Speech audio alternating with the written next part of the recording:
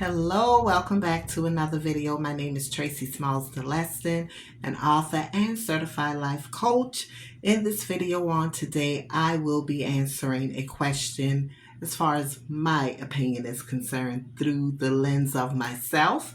Before I go any further, please, if you're looking at this video on YouTube, subscribe to my channel. Any other platform, just simply follow me and share the videos. As I've said before, if none of the videos resonates with you, or for some reason you just don't particularly care about what I'm talking about, that is okay, because that just means in life you are doing pretty darn well. So if that is the case, share so that someone else may be able to benefit from it. So once again, will a narcissist change? Chances are they will not. Chances are they will not. You have to understand, as I've said it before, this is a learned behavior, some of which they have stemmed from their childhood, and they're so accustomed and used to doing these things, the things that they do, it becomes a way of life for them. And it would truly take a lot of therapy for them to understand who they really are and to attempt to get help. Now, am I saying that that is impossible? I'm not saying that that's impossible, because in fact, I don't remember the guy's name, but he has a YouTube channel and he is a confessed narcissist who has gone through treatments, and now he's teaching people about narcissistic abuse. But you first have to want help. But for them, they think that they are okay.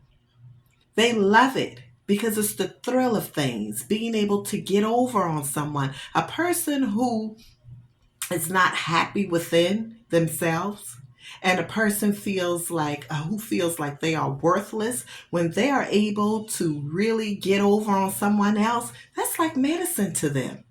It's like, whoa, I'm not as unintelligent as some people may say I am, or I am not as I hate to use the word dumb, but I'm going to use the word dumb. I'm not as dumb as I think I am. Because some people, when you are not that swift intellectually or academically, you're not crazy.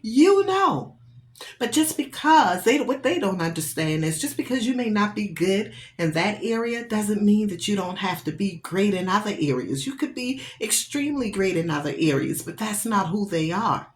You have to first be able to acknowledge that you have a problem before help could even come tapping or knocking at your door. And even when acknowledging it, sometimes it still takes time to say, okay, I'm going to go ahead on and I'm getting help. I think I need to go ahead and get help now. I'm at the end of my ropes. My life is really, really crumbling right before my eyes, and I need some help.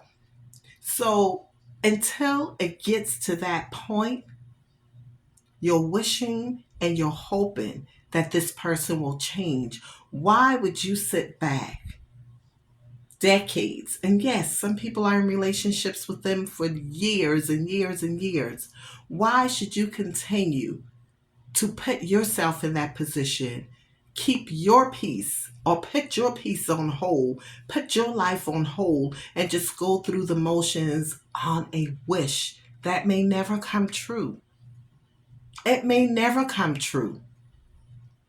For those ones who don't seek help, it could be when they're in their 70s, 80s, and life for them is practically over to them. And it's like, oh, now I could calm down now. I have someone, that I could really calm down with, settle with, in their 70s or 80s. And here you are in this relationship with this person for years and years. Why would you want to put yourself through that? There are means and ways of getting out of it. Knowledge is very powerful, very powerful. Knowledge is powerful, but what you do with the knowledge that you get is what's going to make it happen for you. Hey, I could give you this book all day long. I could give it to you for free. But if you get it and you still don't apply it, that knowledge does nothing except sits on that page.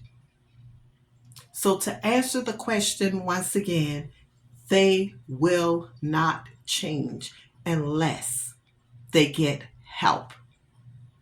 Don't believe this the hype that, oh, they're going to get better. They're going to church now. Yeah, a lot of people go to church. But there are a lot of pastors who don't know about narcissistic abuse and how it really works. And if they're not careful and they're really not in tune spiritually, they can be tricked by a narcissist also. They could very well be tricked. I went through therapy before I got married to my former husband. Did that do any good? I went to therapy while I was in the marriage with him. Did that do any good? So if they're going into it, that's another thing. Be careful, because sometimes they will go to therapy just to say they're trying, or making you believe that they are trying when they know they have no intentions of changing. But that would be their argument for you. Well, what else do you want me to do? I'm going through therapy. I'm doing everything that you're asking me to do, when they know their intentions are not to change. I mean, in the therapy session, one of my big things was this phone of his. And I felt like he had a second phone. And he sat right in that room with us and acted as if I was just blowing smoke out of up in the therapist's behind. But he knew that he had a second phone. And it came out that he in fact did. So if you think something is wrong, you have to investigate it. You have to pay attention, but always do it with caution. Don't go seeking for anything that you're not ready to do something about. Do not do it. You're only going to cause yourself problems. Don't do it. Always, always make sure that when you approach a narcissist, that you're approaching them in the most safest way, because some of them are very dangerous. Okay? So yes, purchase. I'm going to head on out, purchase my latest book, Freedom from Narcissistic Abuse, available on Amazon. It has made international bestseller. So yes, go purchase that book. It's some really, really easy and great tips in there for you. And if you want to know my story and what I went through and how everything transpired from beginning to end, get Breaking the Chains of a Narcissist, all available on Amazon for your purchase. Until next time, take care of yourselves. Be great. Hey, healthy mind, joyful life. Do not allow anyone to distort your peace, joy, or happiness. Peace.